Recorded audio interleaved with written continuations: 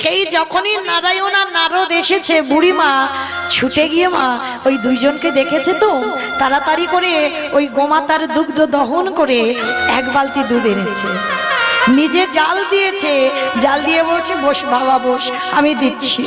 দুজনকে দুটো গ্লাসে দুধ দিল আর দুজনকে দুটো তুলসী পত্র দিল। প্রভু, শুনেছি অতিথি নাকি নারায়ণের সম হয়, তাই আমি নারায়ণ ভেবে ওই দুটো ছেলেকে দুগ্ধ দিলাম, তুমি গ্রহণ করো।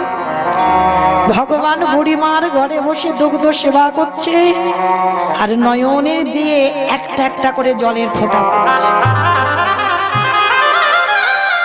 নারদ বলছে প্রভু, যে বড় লোকের বাড়ি গেলে দূর দূর করে তাড়িয়ে দিল লাঠি ঝাঁটা দিয়ে, ঠাকুর ওকে তুমি কি বলবে? ওকে তো কিছু দিতে হবে। ভগবান বললে হ্যাঁ দেব না। যে জমিদার বাড়িতে গেলাম দূর দূর করে তাড়িয়ে দিল, আমি ওকে আশীর্বাদ করলাম, ওর ওই যে 3 তলা বাড়ি আছে, আমার আশীর্বাদে ওর আরো যেন 6 তলা বাড়ি হয়।